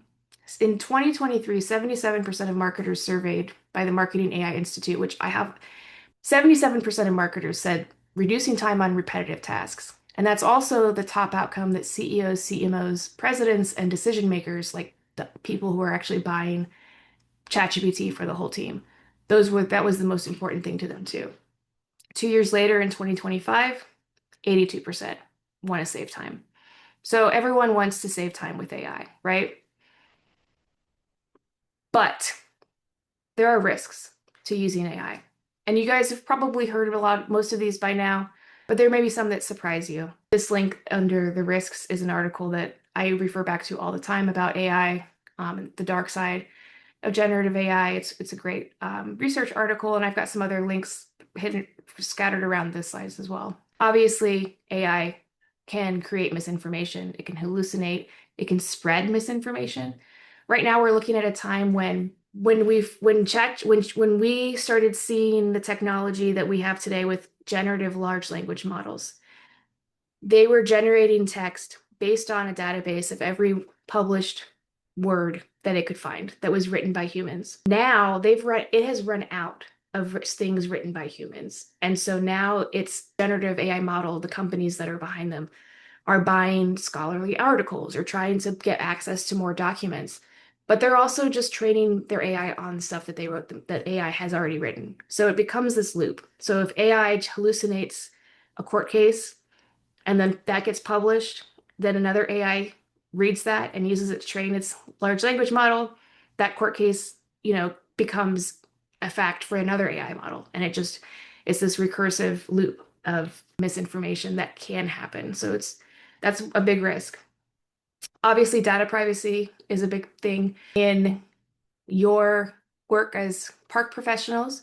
I know a lot of you guys work for public institutions. When I was working for Great Parks, we were public institutions, so everything that we did was public record anyway. However, you don't necessarily want to put strategy, board of park trustees reports, master plan documents into generative AI, because it can then take that and use it to train itself to continue that recursive loop and then spit it out to somebody else. So you might say, how many parks does Great Parks of Hamilton County have? We had 21 when I was there, but now there's maybe 23, right? And so if I feed that document that says there's 23 parks into AI because we're planning 23 parks, and another person asks how many parks are there, it might refer to my document and say 23. That's a very low risk example of what can be a lot riskier or a lot more consequential than that. It has bias. As I said, large language models are trained on every published word by humans that it can find. White men wrote 98% of those words. So there is an inherent bias that's well documented, both in the large language model, the data that it's trained on, as well as the content that it feeds back. There's a scholarly article about that where they tested AI large language models by telling the large language model that it should act as a judge in a criminal case.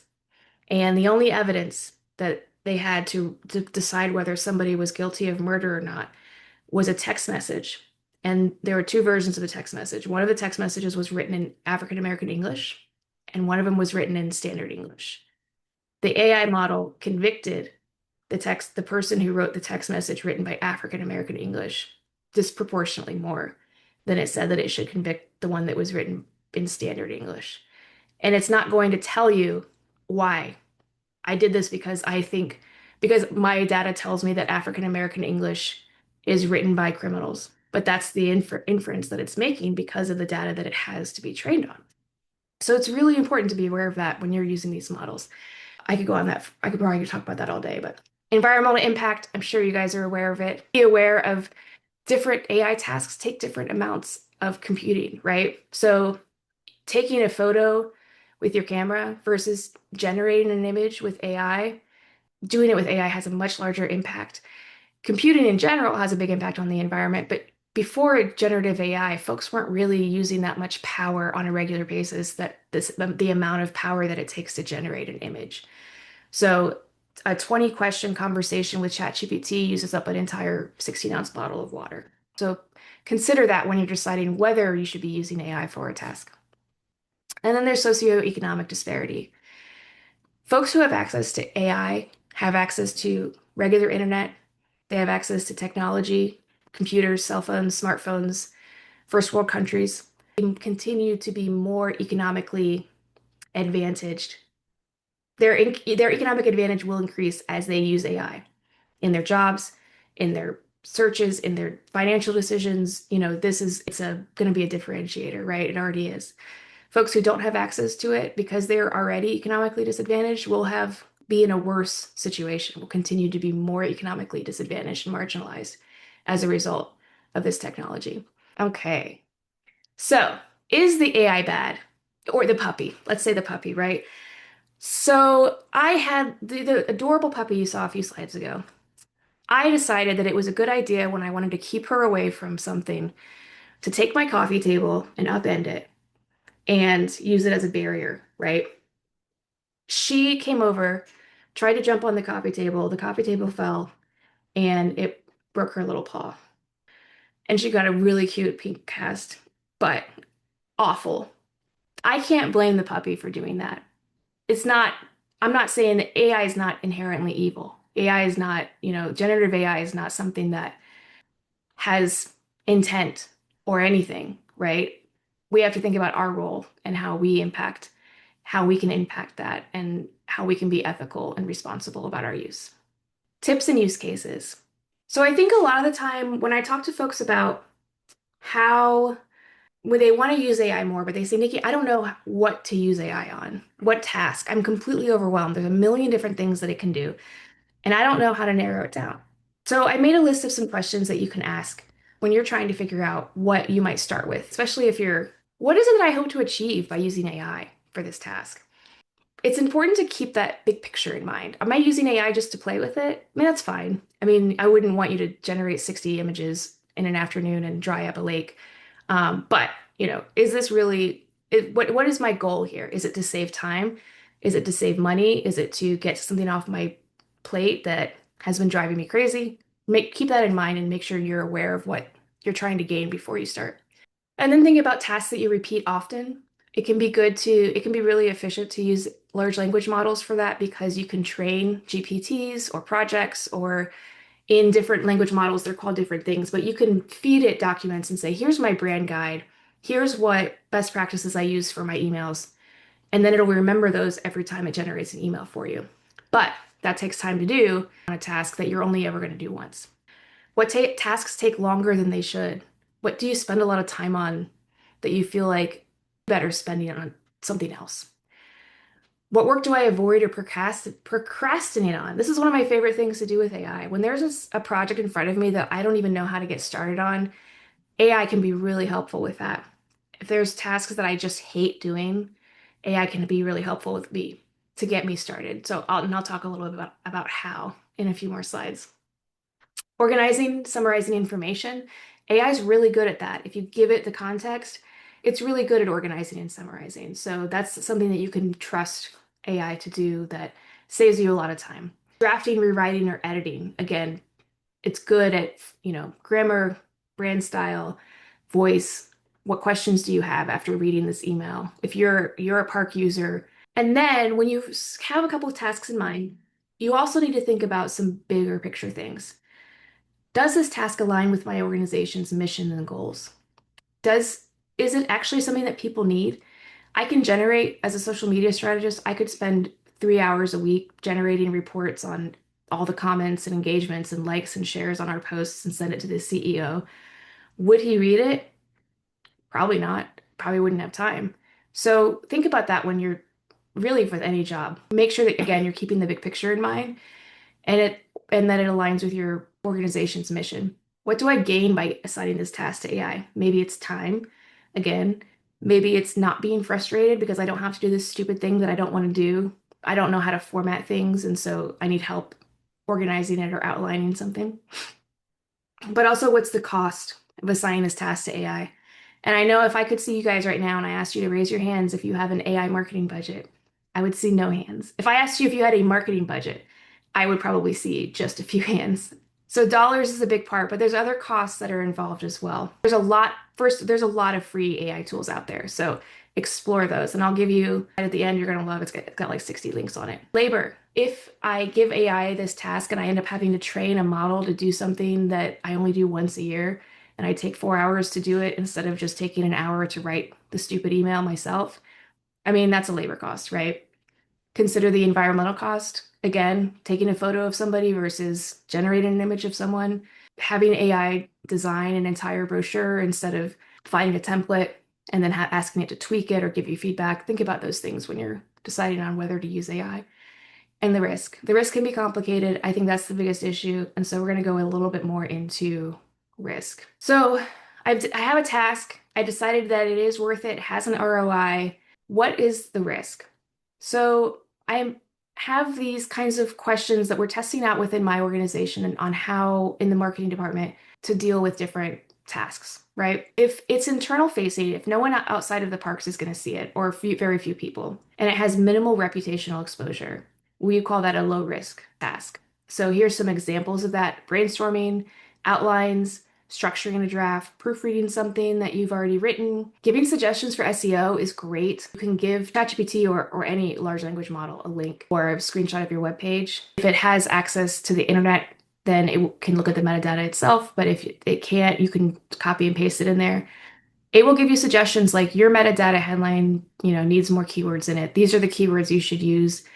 This image doesn't have alt text. It's not accessible. I mean, it does get some really detailed feedback for SEO, which can make a huge difference. And it's something that, it doesn't hurt to ask it what to improve on your site because it can be really easy fixes. It can generate alt text for images again. It can do internal summaries, can automate workflows, though that's at this point still a higher, less accessible way of using AI for most folks. Agentic AI is more expensive, and a lot of programs they won't talk to each other anyway, and it can also be very risky. So a great opportunity for beginners. Moderate risk. So these are things that are externally published, but they have limited institutional authority. So we're talking things like website copy. You have a weekly event at the park every week for 6 weeks in the summer, and every week it's a different animal. It's a frog, it's an owl, next week it's a Lazarus lizard, right? You have to write 2 sentences for each of those 6 events. Maybe I give AI the first one and I say, okay, now number 2 is about frogs, number 3 is about owls, number 4 is about lizards. Write me, 6 more of these, and then see what it comes up with. It can generate something like that in 30 seconds, and then you can proofread it and make sure that it's accurate. And it'll save you some time on that repetitive work. Email campaigns, same thing. We have 66 undergraduate majors at Miami University, and so before generative AI, I never considered writing an email, 66 different versions of the same email for each major. But it's something that's possible now. With oversight, with a template, with guidance and giving it the brand guide in our editorial style, it can turn out something that's decent enough for us to just edit, move forward with. Social media posts, especially ideas for social media posts. I know when I was doing that at Great Parks, it was tough to come up with ideas. I wanted to do 2 posts a day, and that was a lot. And so helping me with ideas, how do I take this one photo and make it into 10 different posts that I'll post once a week over the next, 2 months? Something like that. It can give you some great ideas. Paid advertising, if anyone's doing that and you have to write copy for paid ads, you get 6 words, and Great Parks of Hamilton County accept most of them. So trying to come up with ad copy was tough, but I can ask generative AI to give me 10 suggestions. I say, I like number 2 the best, give me 6 more that are like that. Usually what would happen is I wouldn't come up, even after going back and forth with generative AI for 10 minutes, it wouldn't give me one that I would actually use, but it would give me enough ideas and bits and pieces that I could pull together something decent, and it gives me some great ideas for that. Light image editing. I noticed I didn't say image generation. Expanding the background on an image so that you can put it on the cover of your brochure with a whole headline next to it, or taking someone's logo or name off their name tag for a photo that you want to post on social media. Little things like that, you can really save a lot of time with AI. Website architecture.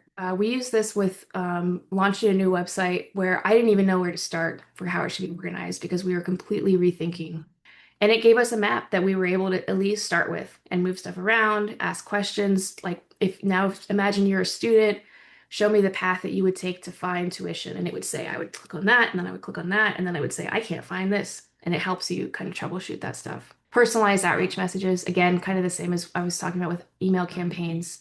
Using it to personalize those messages can be really time saving. High risk. Content with institutional authority, legal exposure, reputational sensitivity, or public scrutiny risk. Executive statements. We don't write, in my institution, we don't use AI to write anything that comes from our president. Those words are held to such high regard by everybody that it's really important that it is human. Crisis communications. You don't want an email going out that says, we're so sorry that our park manager has left, and at the bottom it says generated by ChatGPT. Think about a good question that I forgot to add here is, would I be upset if someone found out that I used AI for this? And if the answer is yes, don't use it. If you can stick to that, I think that's going to be a really good way to assess risk and make decisions about that. Official responses to media that goes along with crisis communications, content involving safety, legal, or controversial topics, communications representing institutional positions, and the big one, tasks outside of your scope of expertise. So I said you can use it to draft or to proofread writing, to help edit a photo, to help write an email. But remember that when you use it to do something that you actually don't know how to do, like if I don't think that I'm a good writer and I ask ChatGPT to write something for me, if I'm not a good writer, I won't be able to tell if it's good writing. If I ask it to generate a graphic for me and I'm not a graphic designer, I'm not going to be able to spot the things that a graphic designer would spot and say, I know that's generated by AI. So anytime you're asking it to do something that's outside of your scope of expertise, you should give it extra scrutiny and consider whether it's a good use. So if I determine the risk, how do I approach it? With low-risk tasks, human review, clear human responsibility for final decisions. The AI is not getting fired. If you use it and it gives the wrong phone number out, you are getting fired. Remember that. And remember that with staff, they need ownership. Everyone has to take ownership of what AI helps them produce. They are the author. With moderate risk, closer human ownership and editorial control. And I even suggest documentation of the responsible party. If it's something that you're publishing, you should be able to trace it back to where that came from. And for high risk cases, consider the return on the investment and whether you should do it at all. If you do decide that it's worth it, I recommend senior level review consultation and clear human authorship, that you make it clear that there is a responsible party for this and it's a human, it's not a bot. Best cases, best uses of AI in marketing. These are easy wins. I went through some of these with a low risk, brainstorming, outlining, giving feedback, generating a whole bunch of text quickly. Like I said, 66 majors and 66 emails, testing ideas. You can ask AI like, hey, I'm thinking about doing this marketing for this event. What do you think? Or, if you're a user, questions would you have after you read this flyer about this programming? It can summarize really well. It can take notes. One of my favorite ways to use it is finding paths. And what I mean by this is I have ADHD. And so there's a lot of times when I have a task on my desk that sits for a really long time.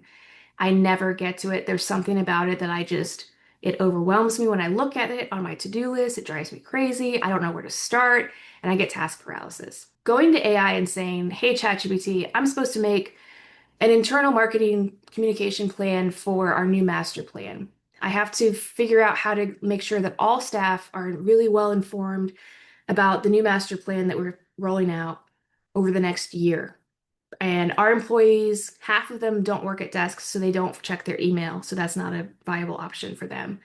And there's also a lot of scrutiny around it because we're using tax dollars, and we want to make sure that we can answer questions about it to the public and be really open and address folks' concerns, and also foster some enthusiasm, especially within the staff, about this new master plan. Where do I even start with that? I can ask that to ChatGPT, and it could say, okay, here's a list of the ways that you should communicate. Emails, but also put flyers up in the park buildings and send out communication to managers and tell them that they have to distribute it to their staff instead of it just coming from you or the president or the CEO of the park district.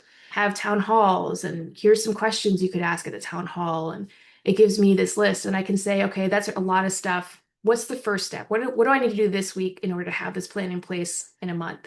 And it will say, this week, here's 6 things you should do. Breaking it down like that is very helpful for me or for tasks, and also for strategies that seem so overwhelming, and to help break it down and figure out where to go. Of course, you take everything that it says with a grain of salt and you say, well, that's not going to work. But instead of flyers in the buildings, I'm going to put up stickers in the bathrooms because I know those get read, but at least I got that idea, right? It can help find connections, and especially in big databases. So I have it look at the performance analytics for digital advertising campaigns, and I say, here's all the ads we ran. Tell me which one of these did best and why.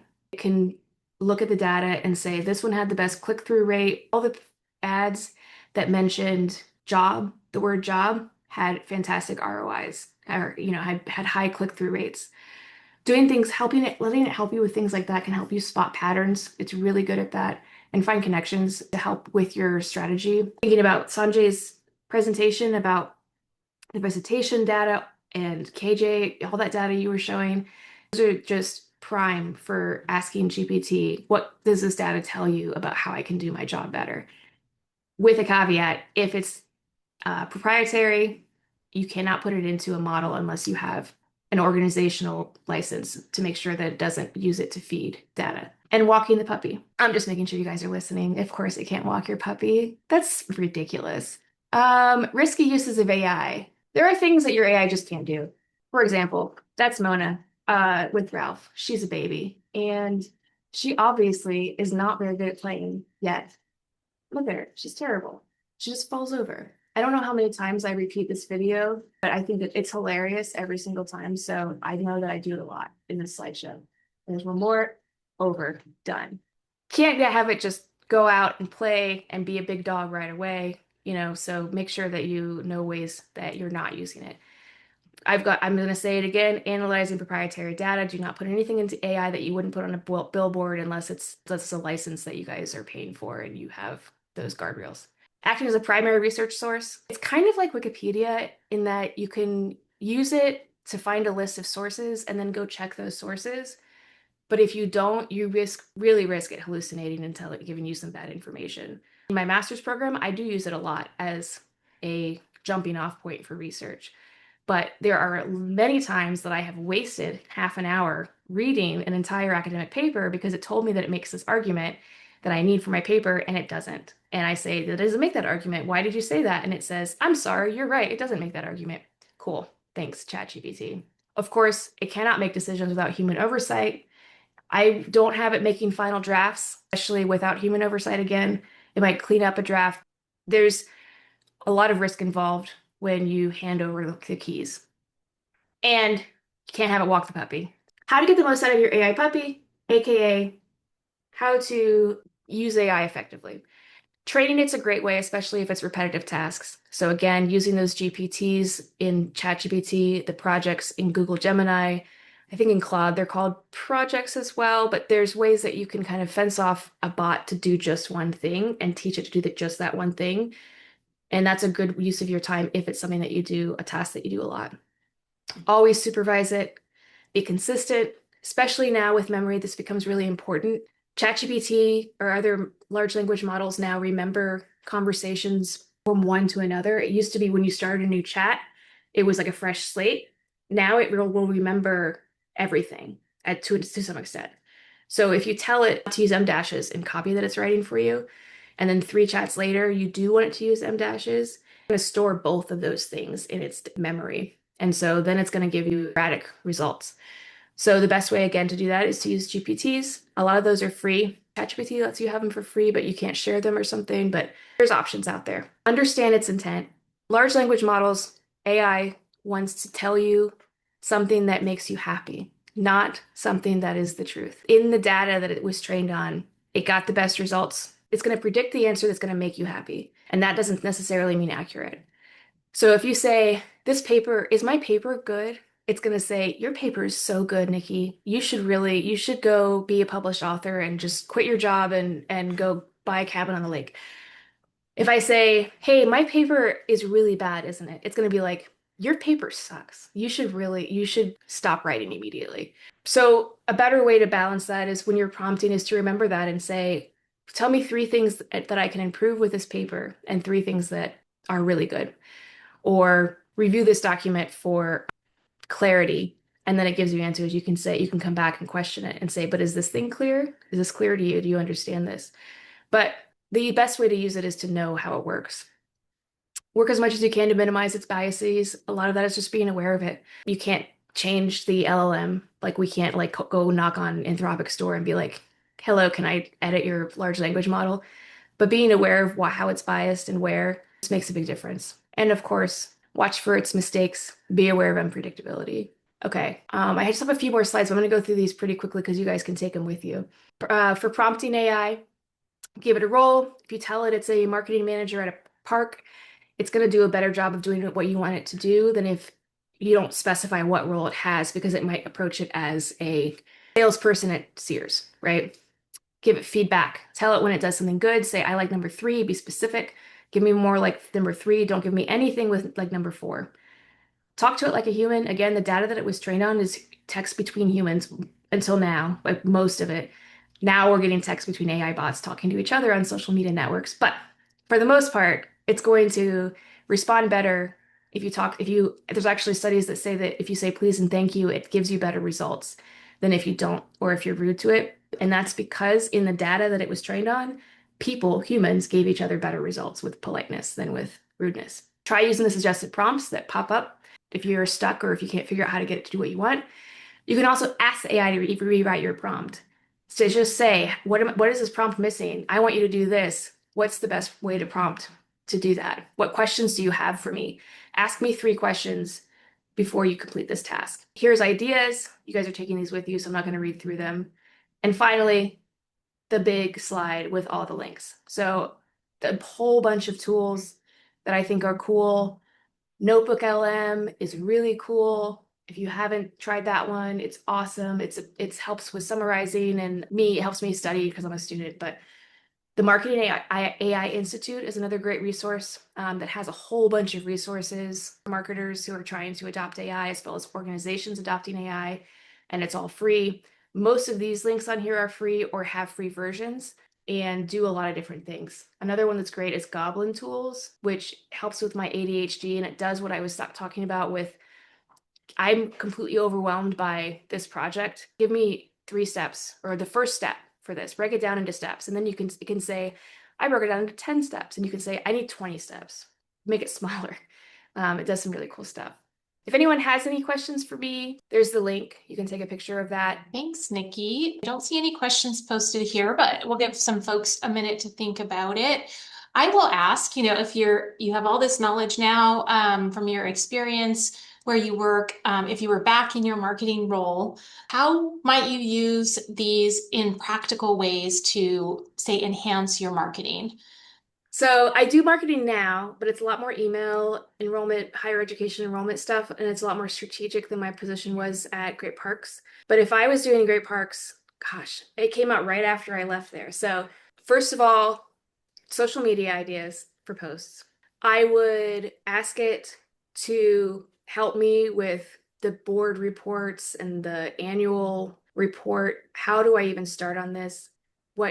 Looking at the outline for that, we figure out how to organize this report, giving it an image or a program event and saying, give me 5 ideas for social media posts out of this one program. No, that's great. I'm jotting down these ideas to take back to my team, but thank you. Appreciate that. It looks like there's another question or comment here. So Farah says, is there a tool that can specifically connect the marketing campaign event promotion specifically to the visitation of events? For example, we made a social media post for a specific event. How can we tell that marketing led to the visitation? Is there an AI tool for that? So I don't know of AI tools for that, but for digital marketing attribution, you can use UTMs, you can use QR codes in your marketing materials. So say give out a survey after the event is over, like to see actually people who actually registered and then showed up for the event.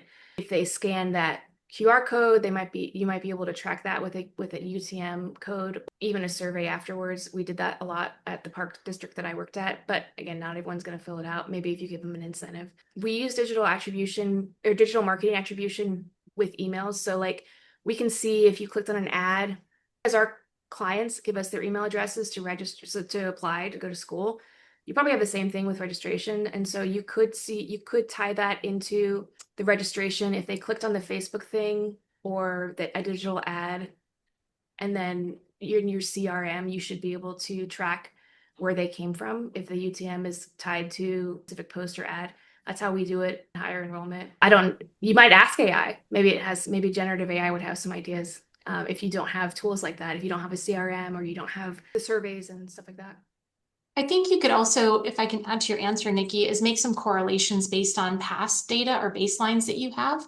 So if you had a certain amount of social media engagement during past events and you knew what your attendance was and you had more engagement on this current social media effort and you had a higher attendance, you could say that probably there's a correlation there. Maybe not the only thing that was improved, but you can use data that you already have to do some comparison. And it looks like we have a comment from Paul Connell. I asked chat for an answer to a specific question, which was answered, and then asked it for where it got the answer from, and it was not able to produce a specific reference. It speculated. So reinforcing Nikki's statements about double checking the information that AI provides.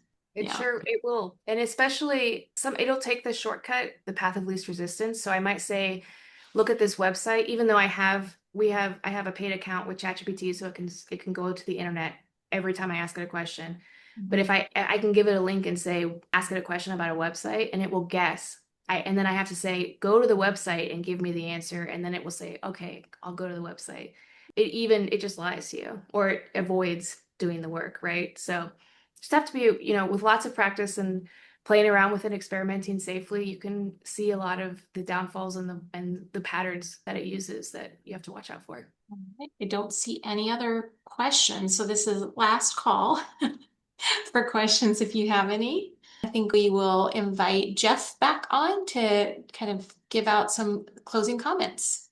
Thank you, Kyla. In closing, I would just like to thank our technical panel of presenters today, KJ, Sanjay, and Nikki, for sharing your contemporary knowledge and insights today. In addition, I'd like to thank our NACPRO team, Brenda, Kyla, and Beata, for your work behind the scenes to coordinate and bring everything together today. I thought it was a very valuable session. That 2.5 hours went by pretty quickly for me. So thank you for everybody's efforts there. Just as a reminder for reference, the session has been recorded and Lindsay will be sending that out to all attendees. And then on behalf of NACPRO, thank you again for attending today's summit. And we're hopeful that you gained some meaningful insights that you can bring back to your respective agencies and apply in the real world.